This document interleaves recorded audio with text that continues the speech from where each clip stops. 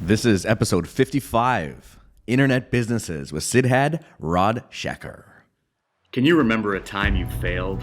A time you were so close to your goal but it all came crashing down? We've all been there. But why does this happen?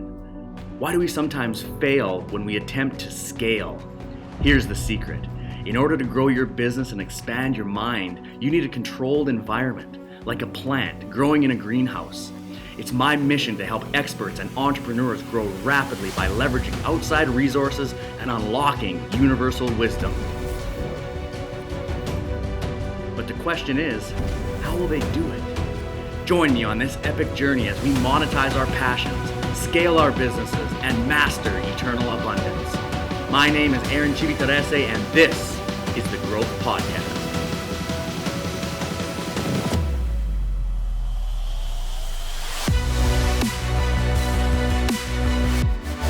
Welcome to the Growth Podcast. My name is Aaron Civitarese. I'm here today with my guest, Siddharth Rajsekar, and we are going to talk about something that's awesome, internet businesses. He's the founder of Internet Lifestyle Hub. He has an amazing community. He's helping hundreds of thousands of people. He's on a mission to help 1 million people change their life and grow internet businesses. Sids, welcome to the Growth Podcast, man. Pleasure to have you here.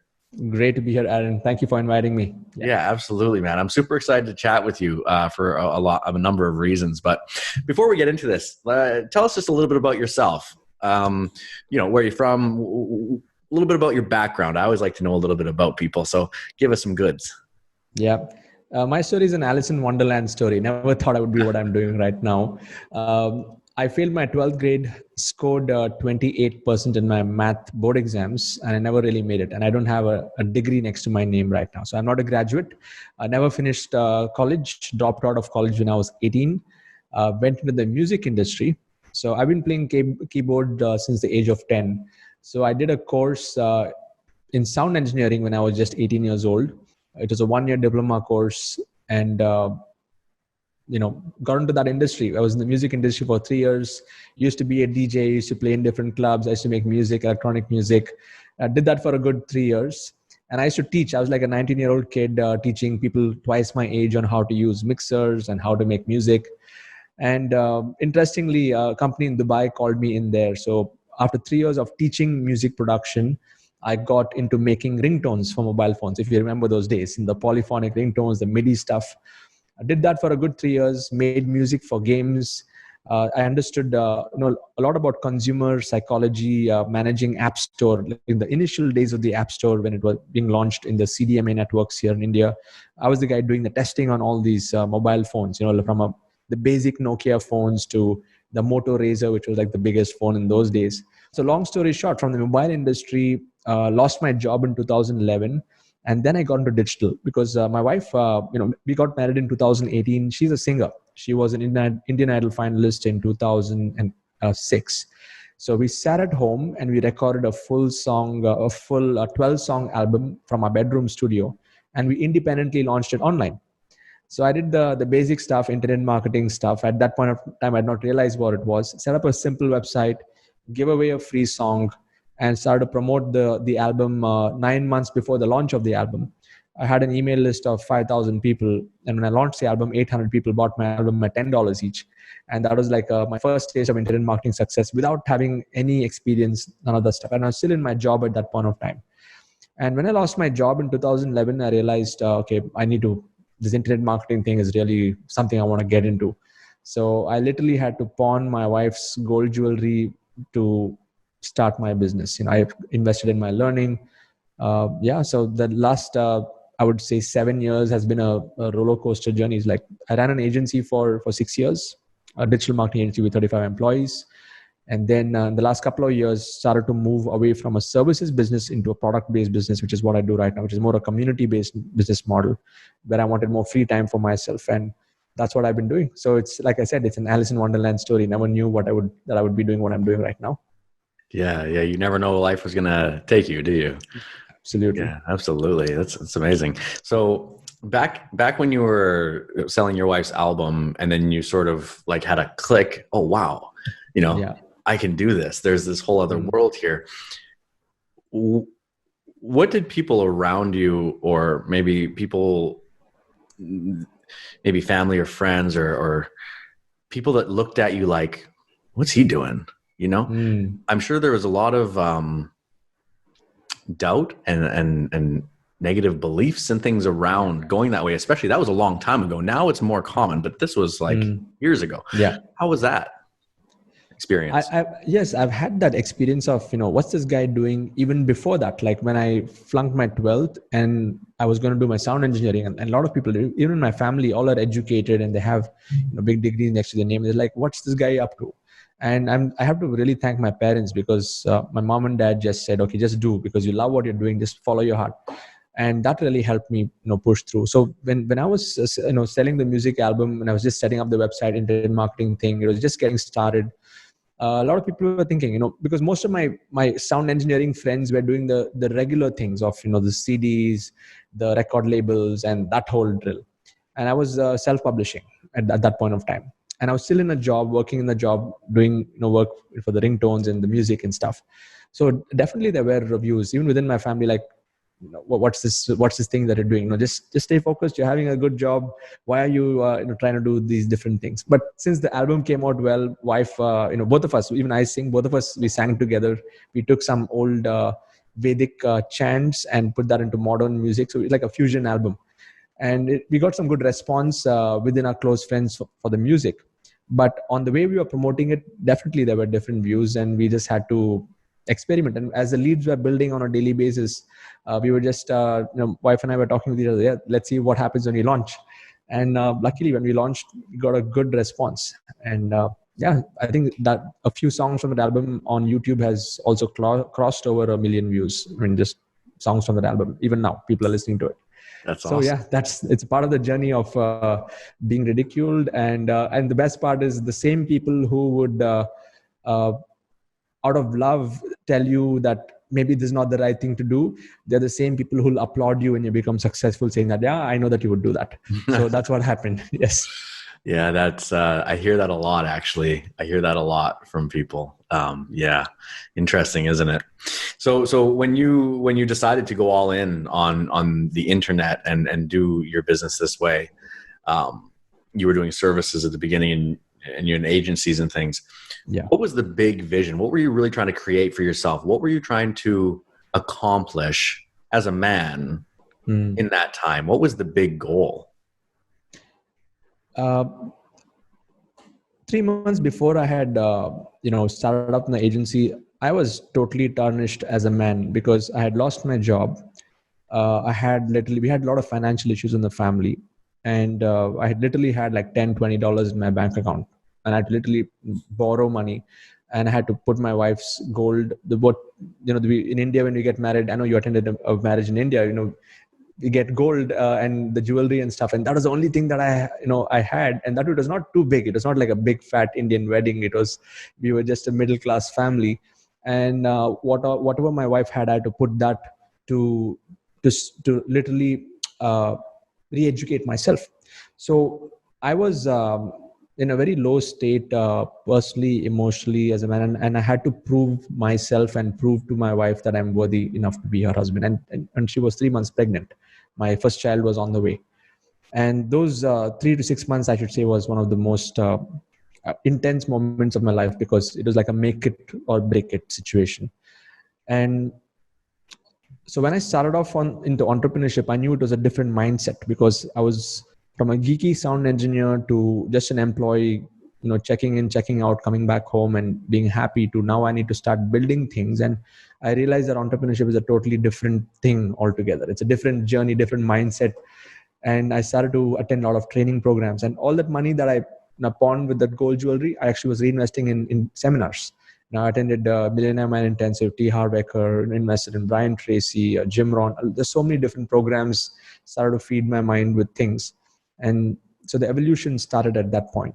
Yeah, it was, so the vision, to answer your question, the vision was to be independent and not to depend on anyone for anything. Because after putting 8 years of work in the corporate world, even though I came from the creative industry, I moved up, I grew up the corporate ladder. But it was just one day the boss said, this vertical does not exist. Sorry, I got to let you go. And that's when I realized I have to take control over my life. I cannot just depend on anything. And then thanks to family support, my cousin and I, we set up this agency, and we grew it for a few years. So the initial vision was independence. Like I wanted to build something of my own where I have more control over. Yes. Yeah, independence, freedom, right? Yeah. And then later on, we can get into that later, but that builds on itself and it starts turning into fulfillment in these types of things, right? Yes. You touched on something there very close to my heart, actually. You know, not to make this about me, but man, that's so similar to what I went through. You know, I was in a position where I felt completely down and unworthy of anything because I had lost everything that we'd been working for a decade. I lost all my investments. I lost my consulting contracts. It all went to zero. And I literally remember breaking down, crying, and telling my wife, like, I'm a failure. Like, this is ridiculous. I can't believe I got us here. Like, what are we doing? Kind of thing. And when you're backed into a corner and you find your back against the wall and it's the whole, like, make it or break it, as you say, pressure, humans thrive under pressure, right? That's when you really perform. I did my most potent work over the next 6 months, which, by the way, this was a year and a half ago. Wow. Not even, actually, about a year ago. I did my most potent work then, you know? Amazing. And from that, I launched what I'm doing now, and I'm doing very well at it, actually, and I'm very proud of myself. But it all came because of that moment when I took 100% responsibility. And I looked at myself in the mirror and just said, you got to keep going. And it all starts here and you're responsible for it. No one's going to save you. And from that moment forward, it literally went straight up. I went straight up from there. And I think we had a similar experience at some point. And you mentioned a lot about personal development and inner work. I mean, it's a never-ending journey, and we're always growing, and we love personal development. You mentioned the giants that we all know and love. Tell us a little bit about your personal development journey, a little bit in the earlier years. Maybe some of our listeners who are just, you know, maybe they're like just switching on to Tony Robbins now kind of thing. You know, the early years when you're kind of just awakening to, oh my God, like this whole personal development space, Think and Grow Rich is a book and I should read it. Like, you know, think back to who you were then. Like, what would you tell your younger self about the personal development journey? Very interesting question. So the initial influences for me were Robert Kiyosaki, you know, the Rich Dad, Poor Dad. Yeah, that is like king, the starting point for. So I was still in my sound engineering days. I was, you know, still studying at that point, and my uncle gave me this book, and I was reading it when I was still, you know, studying at that point of time, and it really opened up that the whole cash flow quadrant. So visibly, it just got into my head. I was like, okay, even though I worked later on, I was always thinking, okay, I have to build my own business, and even the concepts of building a business that can run without you, and then slowly moving into the investor quadrant. That is where freedom is. So that idea had been planted much earlier on. So if I had to tell myself, I would probably do the same path. You know, first understand the concept of what it takes to build a business, or where does freedom really come from? Are you trading your time for money, or are you making the money work for you? So that those concepts are so important, which is the total opposite of the education system, because the education system makes you employable. It does not make you think for yourself. And so that was a great starting point. And of course, the Think and Grow Rich and The Secret Revolution, watching that movie, and the Law of Attraction, and then so many other things that kept coming by. But I'll tell you, the point where everything integrated for me was the Millionaire Mind Intensive, where I actually went through that 4-day program by T. Harv Eker. And then I went all through. In fact, I bought all the programs after that. And when I did not have the money, in fact, I went through Millionaire Mind Intensive, and they've got this whole funnel going all the way to a $13,000 product for a 4-day retreat. And I invested. I swiped my card and bought that. And that program was called Making the Stage, with 4 of, I would say, the legendary trainers. Blair Singer, who's Rich Dad's advisor, and then sales advisor. He's also sales. He's in that space, and he's a leader of leaders. He actually created so many people who speak on stages. We had Larry Gilman, Zoltan, and Marcus. I went through that entire 5-day journey, where I was literally like ripped apart, chiseled, in that program, so much of inner work that happened, where I was literally looking at myself in the mirror. So my version 1.0 and version 2.0, I can clearly differentiate like after that event. Of course, it was a process. I was getting cooked all those years, but there were a few tipping points over there, and life was never the same again. So the results did not show instantly because I was still going through that journey, but all of them started to add up. Like, even Steve Jobs says, when you're connecting the dots backwards, so everything started to add up. And I think that has been one of the most amazing factors of this journey. If not for personal development, like all the techniques and the tools and the tactics are anyway there on YouTube and everywhere else. I think the results really come when you're able to look through and see all those cracks that are in you, and being vulnerable and being open to changing yourself and surrendering to mentors. And that's one thing which I truly believe in. Like, there are so many mentors, but just follow one mentor and follow that system without jumping around from one thing to the other. So I followed my mentor. Even in the internet space, I followed a couple of people. Vic Strice is from the US, another guy called Sam Owens, you might have heard of, consulting. Yeah, I'm in it. And these are the influences for me. Yeah. I love it. Yeah, absolutely. Sorry to cut you off there, but you're speaking my language, man. I'm in consulting. Yep. Sure. It's funny, Rich Dad, Poor Dad, man. I can't tell you how many people reference that book as a tipping point or a turning point or a paradigm shift, myself included. I can literally remember the day I was sitting on a sunbed in Bali with my wife on a trip beside the pool, reading a book as I do. And it just happened to be Rich Dad, Poor Dad. And I was like, my brain exploded. I went and got all of his books, Cash Flow Quadrant, Rules for Investing, like every book he has, ripped through all of them in a very short amount of time. And I was like, oh my God. And at this point I was working a 9-to-5, by the way. I was in corporate in Singapore, working corporate hospitality. And I was like, oh my God, I'm the worker in this quadrant. I'm in the wrong quadrant. And it all just started clicking. And I was like, and that's when we actually moved away from that and got into consulting. And that began our next kind of leg of our journey. So yeah, absolutely. I totally resonate with you. And thought leaders and people, I'm just so grateful that they had the courage to put themselves out there as well, even before it was quote unquote trendy and cool. Yeah. You know what I mean? Yes. Brian Tracy, go way back. Like these guys, they were saying stuff. Napoleon Hill, perfect example. When he was writing his books, people must have thought he was totally crazy. They must have. What's his one book I really love? Interview with the Devil. Right. Okay. It wasn't released for 80 years because it was talking about church, and it was talking about devil and God and this stuff a little bit. It was just a metaphor, but just the fact that he was using those words, they closed it and they didn't release it because they were scared of the repercussion politically and all this stuff, what would happen to his family. So imagine what was going on with him back then when he was like, energy and this. People must have just been like, whoa, you're totally out there, man. Like, I'm so happy that they did that. Right. Yes. It's cool. So talk to us a little bit about we're talking about mindset, and mindset is literally everything as far as I'm concerned. So talk to us a little bit about maybe some mindset hacks or some mindset techniques that are, valuable for entrepreneurs and that can essentially help them make money. Of course, that's the end result in exchange for value that people are willing to pay for. Some mindset hacks, some things that you've picked up over the years through your success. Yeah, sure.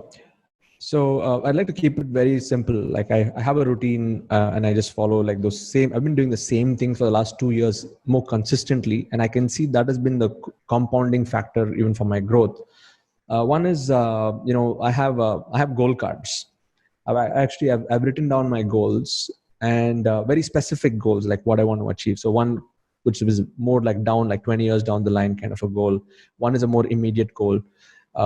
So I read these on a daily basis. So I've actually written down in present tense, like I've already achieved it. So it is not just like an affirmation, but it's to remind myself on the big thing, on where I want to go.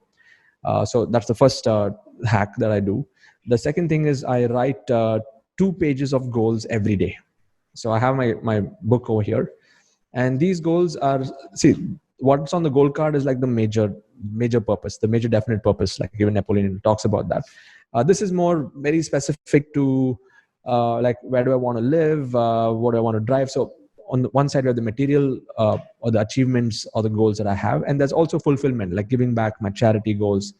So and again, I got this idea from Brian Tracy. Whenever I write goals, I don't refer to the previous day. I like to fire those neurons and to think once more.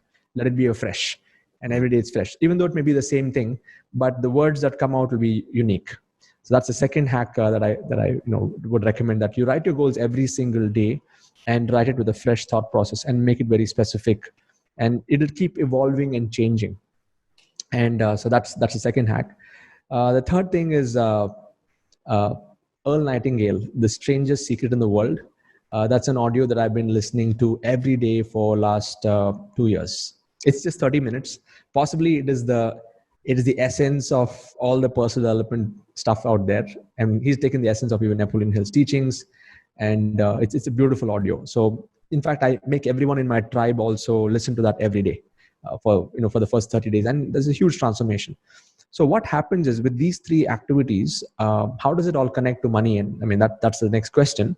So I look at it as like we are all, energetic beings, and we all radiate a kind of frequency. And what I observed is, the more I listen to, say, Earl Nightingale, and I'm tuning into all the other personal development content, it's like tuning into a radio frequency.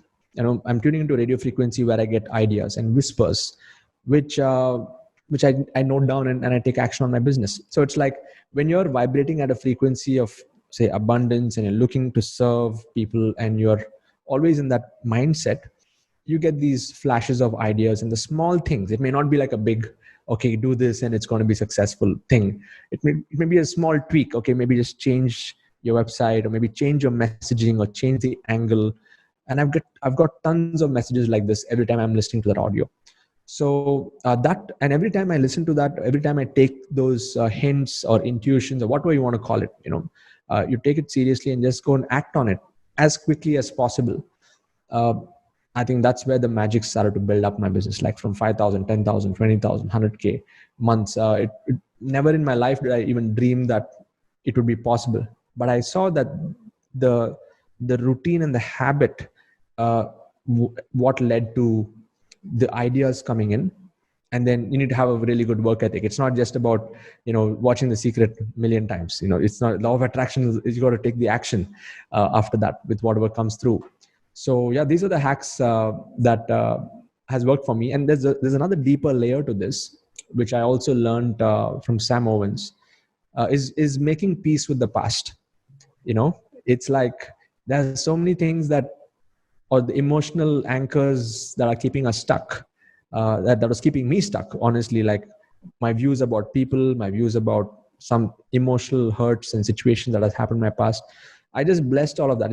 Blessed and just made peace with it, and tried to understand the lesson behind it. And, and the more I wrote that down, and with gratitude, I just felt there's some negative energy that's just getting dissolved, and that it's like anchors getting removed, and it's giving me space to create new things, and it's giving me velocity now to move forward in the business. So I hope this makes sense. Yeah. Yeah, it absolutely makes sense. I absolutely love it. You say it very eloquently as well. Essentially, what you're breaking down here is the manifestation equation. And Sam Ovens touches on it. Absolutely. I love Sam Ovens, by the way. Shout out consulting.com. Absolutely amazing. Possibly the best thing I've ever seen. I love the way he thinks. It's just mind blowing. I love it. His simplicity and everything. It's not a plug. I'm not an affiliate. disclaimer. Yes. But releasing emotion from a past event and turning it into wisdom. It essentially releases the tension structure from the past, where you can now attach it to what you want to create in the future. You can manifest your what you want to create actually faster. You can get it magically quick. And again, I'll reference myself. Less than 2 years ago, I was a completely different human, in debt, with nothing going for me in my mind, because I had just gone through a hell on earth as far as finances and all that stuff. I then switched to mentors. I moved away from traditional world over here to mentorship, got into deep inner work, learned about this sort of stuff. And I literally did that. I deeply, deeply released traumas and baggage that was there that I could always see. And it was bugging me so much that I couldn't get over it. It took my energy. And when you release it, it's like a weight is off your shoulders, and now you can go and create, right? So it's attention structure. It's absolutely attention structure. And you mentioned something about your goals, writing them in the present as if they already happened. Yeah. This is something interesting. I'm curious to hear your take on this. So I meditate daily, as you do, I'm sure. And one of the meditations I really like to do is it's like aligning it's timeline jumping, essentially. Okay. So, I'm going into my past, I'm seeing all these things that have happened, and I see what's going on now, and I'm looking into the future. So I'm timeline jumping. And essentially it is being grateful for my past, for the person who got me where I am now, because he was the one who did it. Grateful for that guy. I'm satisfied with what's happening now. Very satisfied with it. It's awesome. Life's amazing. And I'm also excited about what's going to happen and what is happening.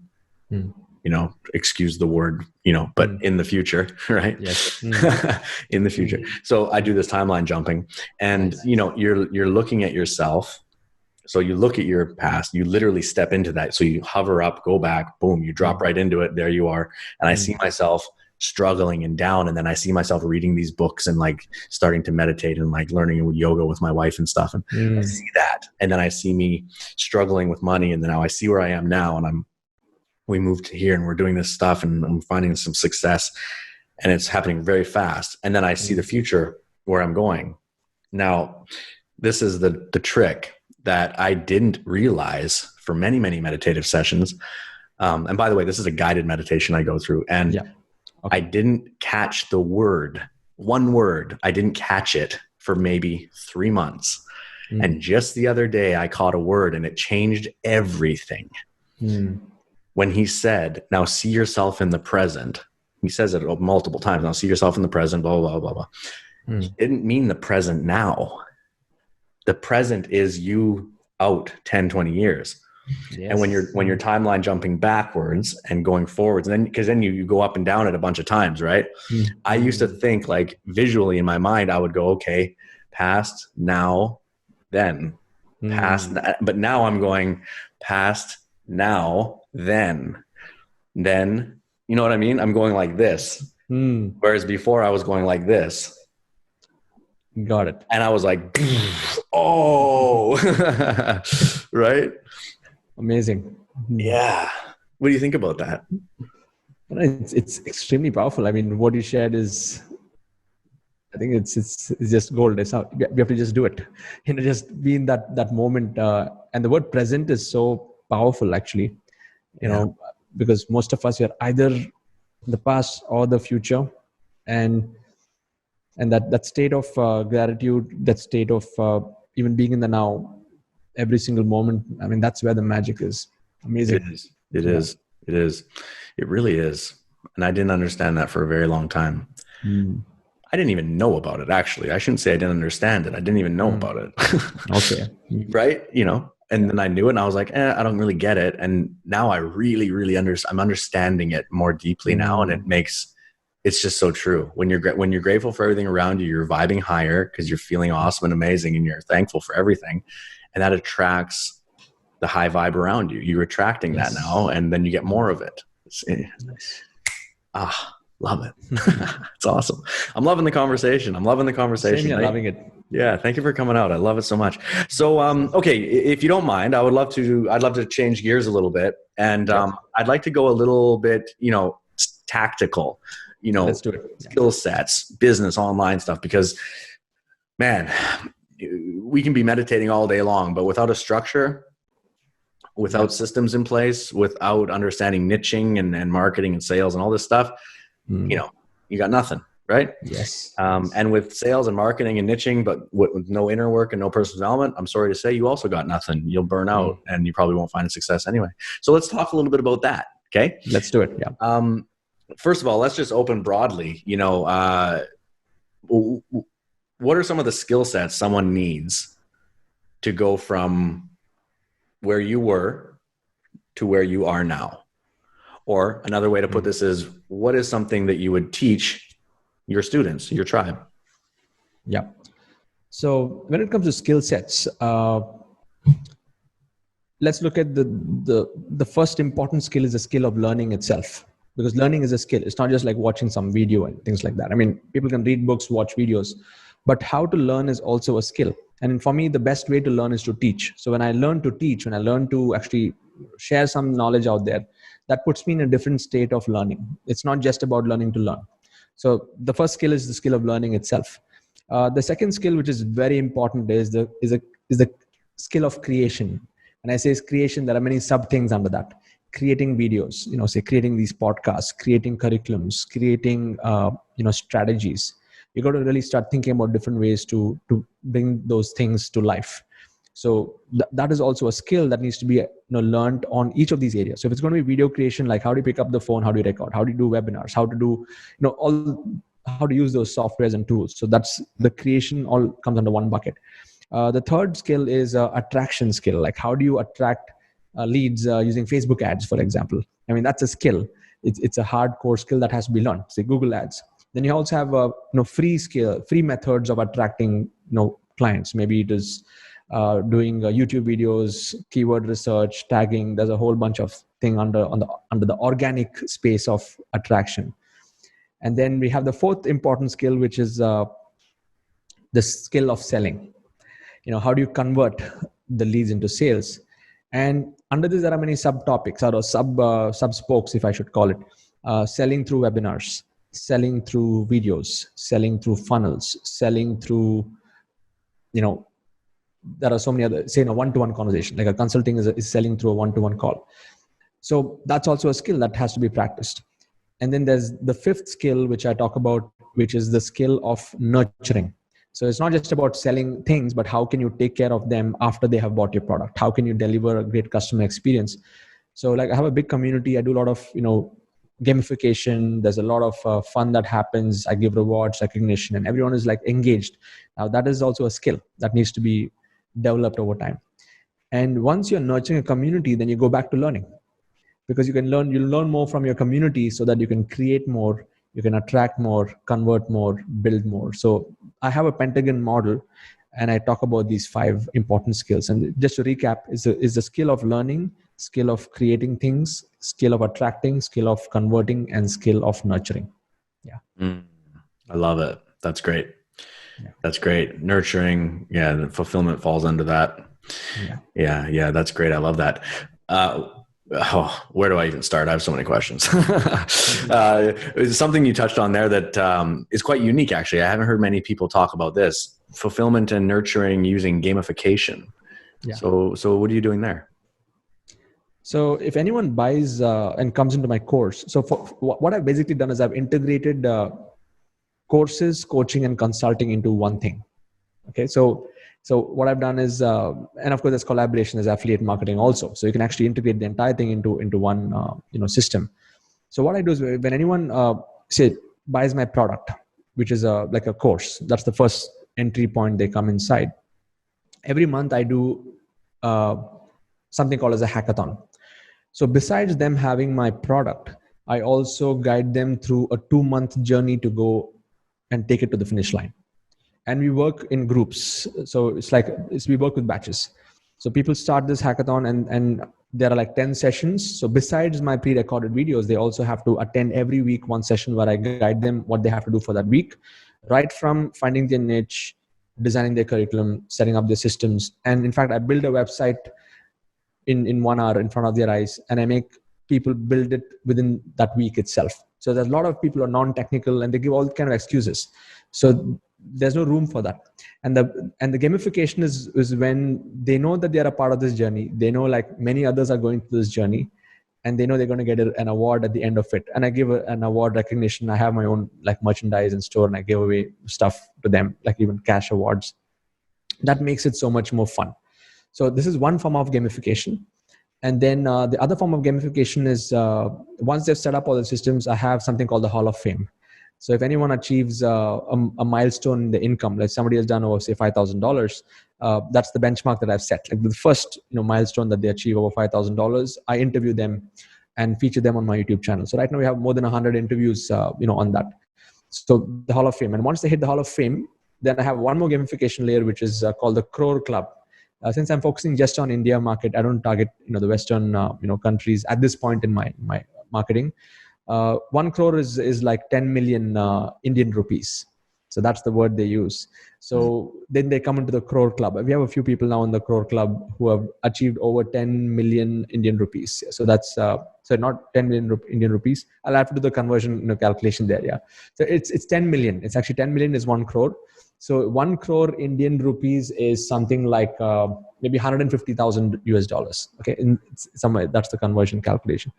So yeah, they can do. So even when somebody gets into my funnel as a customer, I tell them what are the milestones ahead of you, and what is the journey. Now, and I also make it clear, like some of you can do it faster, some of you may take it at your own pace. So it's not a race. I mean, the only person you're racing with is yourself, not with anybody else.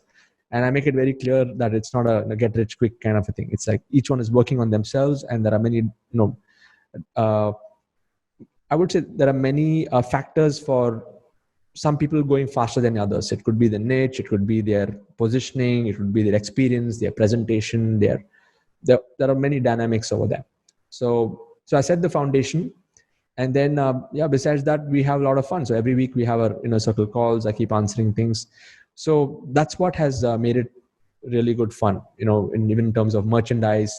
I say a lot of things in my webinars. Like I use a few words, which is very, which I use a lot. Like I say bulb on, if somebody had a bulb on moment, and I made those into t-shirts. I ask people to share, ready to learn or lifelong learner. That's something I use a lot. We have merchandise around that. So this is what I call about gamification. So if anyone is listening to this, think about how you can bring people together to move in one direction and make it fun along the way. You can give rewards, recognition in whatever way and form that you want. Yeah, that's an awesome idea. I love it. I love it so much because community, people, at the end of the day, people are, if you want to go really sales psychology on it for a moment, you can say people are searching the internet looking for a way to buy a better version of themselves. Absolutely. Putting it bluntly. Now, once they enter a program and they're in that program, they are looking to improve themselves, but now the community becomes the energy. Yeah. Right. And that is what you're really hitting on the head with that gamification stuff, because when someone comes into a community that's super engaged and fun, and obviously they're learning a ton and they're growing a business and the success is all around them. Yes. When you're in that type of an atmosphere, it breeds excellence out of everybody. And the energy is contagious. And we're talking about vibes earlier. Come on. People are vibing high. When someone enters, they're bringing in new energy, which is typically high because people are excited when they join. But now they're seeing people that have been in there that are super high, even higher. And they're like, oh my God, yes. Rather than, the odd time you come across a program where the person gets sold on it, they get inside, there's just nothing there. Right. And that's an absolute shame. And it's bad for the industry as well. So that's very cool. I really, really like that. I like that a lot. I've never heard anybody talk about it that deeply. And I appreciate you sharing your secrets with us, because that's very cool. Yeah. Now, you touched on a few different parts of the business side of things, but one thing that I think a lot of people have problems with, and this is not based on my idea, this is based on, I've done polls on my Instagram. I always ask questions to my audience, and I'm always asking like, oh, what are your problems? And that's how you build, content, right? By the way, quick tip. Don't build content you think is good. Build content your audience wants to see. Absolutely. That's a side note. So I'm always asking my audience, like, what do you want to learn, this and that? And I also struggled with this as well. So maybe you can shed some light on it. Yeah. Finding your niche. And I'll just preface this for the listener who might not quite understand what we mean. Niching down, it just means getting very narrow into a subgroup, essentially. Correct me if I'm wrong on my definition here, but it's getting narrowed down on who you're going to serve and knowing that person better than they know themselves. But the question is, how do you figure out who your target is going to be? Like, how do I know who my niche is? Like, what's my niche? How do I figure this out of all of these different opportunities and things I could be doing? How do I do it? Yeah. This is like a golden question that's always there. And now after years of, thinking about this, I've actually developed a unique model to crack the code. And this is the model. So I'll walk you through that entire framework. And then I'll tell you how I help people develop it, not just based on, okay, these are the most profitable niches, let's go pick one. It's not about that. It has to be congruent with the person, and even the background and the skill sets has to match. So there are 7 problems that people have. And I've jotted down to one of these 7 problems. The first problem is a business problem. Do you want to solve business problems? Then the niche is business growth. So I'm only talking macro here, not the micro. It's not a micro niche. The second problem people have is in their career. So career growth is a second niche opportunity. Under career growth, there are 2 categories of people. One is the working professionals who want to upskill themselves. They want to get a better job. They want to grow better inside their organization. Now that's a good niche. So you can talk about soft skills and hard skills and how they can grow in their career. Under career, we have a second category, which are the student category. In my community, there are a lot of teachers who teach like physics, chemistry, and all the typical subjects. And that's also coming under the career bucket. Okay. The third problem that people have are health problems. So under that, you would have many subtopics.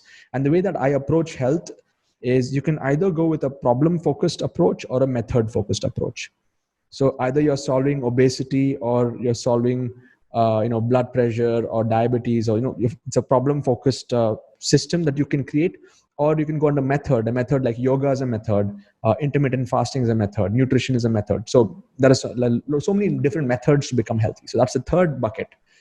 The fourth one is the make money niche. And under this, there are always subcategories: how to make money through real estate, through stock markets, through Forex, through all the sub areas over there. Affiliate marketing. Number 5, the fifth problem is relationships. So under that, you would have categories like parenting, couples coming together, the relationship with yourself, self-esteem, self-worth. All of that is there in number 5. Then I realized there's another category that has evolved inside my community, which is creativity. There's arts and crafts. A lot of people want to learn music online. They want to learn creative arts. Like my son is learning martial arts online, taekwondo online classes now. It's all happening through Zoom. So I see there's a different breed of teachers and coaches in my community who are only into the creative arts to enhance creativity in people. And of course, number 7, it's not a problem, but I would say personal development it's like one ocean of its own. So we have like tarot reading, NLP, crystal healing, and so I actually did a research, and I have more than 500 micro niches that I actually made a list of under these 7 buckets. And so what I do is, so here comes, now we come down to the process. Okay. So it's a 6-step process. So the first step is you need to identify what is the end goal that you want to solve for your client. So for example, if you're looking at business growth as your niche, now it's very easy to say, I'm a business growth expert. I can help businesses grow. But that might have worked like 3 years ago. But if you're looking into the next decade, we'll have to go still deep. So the first step is to identify what is the goal. Do you want to help a business increase their sales, or increase their profits, or increase their retention, or increase their profit? Their financial systems. You need to look at what spoke of the business you want to help. So let's say I want to help business increase their sales. Then the second step is to identify what is the method you're going to use to increase your sales. Are you going to use funnels as a method? Are you going to use videos as a method? So let's say the method is a video. Okay, let's say you're going to help businesses increase their sales using the power of videos. Now that becomes a method. Then the third step is you got to create a story around it. So the story has to be congruent with you, the person. So maybe I could say something like, I always loved making videos from when I was a childhood. I always like to present things in a beautiful way. And that's why now I'm on a mission to help businesses storyfy their business in the most effective way using the power of videos to increase their sales. So there has to be some kind of an integration between the method that you choose and your own personal story. And then the step number 4 is I actually make people go through an exercise that I call as a spectral sweep. I make them understand, go deeper, and put together a mind map of all the things, all the subcategories that are possible in this niche. And I'll give you an analogy of this. Your niche that you've picked is like a tree trunk. So if video selling is my niche, that's the tree trunk. And under video sales, there can be many branches of the tree. It could be video sales scripts, video sales equipment, video sales funnels, video sales. So there could be the many different branches of the tree. And under each of the branches, you can actually have the leaves. So if I'm just looking at video sales systems, I can talk about different softwares and different tools for video sales. And that will all be all the content. And the fruits of the tree is the essence of the knowledge. So that's where your courses and consulting would come in there. And a lot of people miss out on this. The branches of the tree is so important. The branches of the tree it is your unique representation of that. Like there are a lot of people who just do a cut, copy, paste job of what somebody else is doing. Bringing out a unique flavor, having a deeper mission connected with the niche, and really having a community-based approach where you really care for people. Now, all of those are the roots. And if those roots are not there, if it's not strong, it's like trying to make a tree grow on concrete. You may have everything looking good on the outside, but it's never really going to fuel, and you're not going to have those fruits. So my step 4 is, step 4, step 5, step 6 is like I help people, identify what are the branches of the tree. Then I help them clarify that entire positioning into one document, into one single mission statement. And then they go and start to put that into action. So step number 6 is more of crafting their curriculum based on what research that they've just done. So in essence, there are 7 niches, macro niches, hundreds of micro niches. And the only way to sustain in the future, I should say, the only way to stand out from the crowd in the future is to approach it in a way it's congruent with who you are. Yeah. Hope this has made sense. Yeah, it absolutely makes sense. That's awesome, man. I love it. Thank you for sharing that with us. That's like absolute gold. I'm literally going to go and listen to this about 4 times after we get off this right now, because that's amazing. You just gave us your whole framework. So I appreciate that. That's very kind of you. Thank you. And I can tell you know your stuff deeply. I mean, obviously you're very successful. It's a given, but it's nice to hear the framework from someone who has success and who helps others reach success, because framework is everything. Success is structural. We know this. We could talk tension structures and vibrations, and we can also talk, funnel structure and, connecting your stripe. Like that's a structure too. You know what I mean? Yes. So everything is structural. Let's talk a little bit about your students. You mentioned earlier focusing on the India market, right? Now, what you're teaching people is it something that anybody can do? Like a teacher, you mentioned teachers. Obviously a teacher can teach, that's a given, but yes. Is this something that anyone can be like, I want to explore this and do this myself? Or is it like only for certain types of people, or what do you think? Yeah, I actually did a survey of my customers. So in fact, when they buy my course, in the first video itself, I make them do a survey just to understand, okay, like where are you coming from? So when I look at the profiling is definitely I'm attracting a lot of, coaches, trainers, and consultants who've had a good, dose of personal development, because now, so they're open to actually doing something new. And of course, teachers, I have a lot of teachers. So anyone who's an expert and who has the right foundation in terms of personal development, I think those are the kind of, that vibe has attracted that tribe, in my world.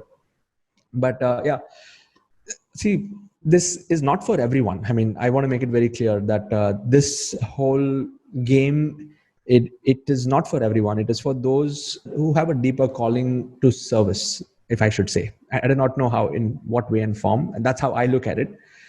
Because those people who are just self-centered, I mean, they just want to extract from the market, and they can do things, and there are a lot of people who do that.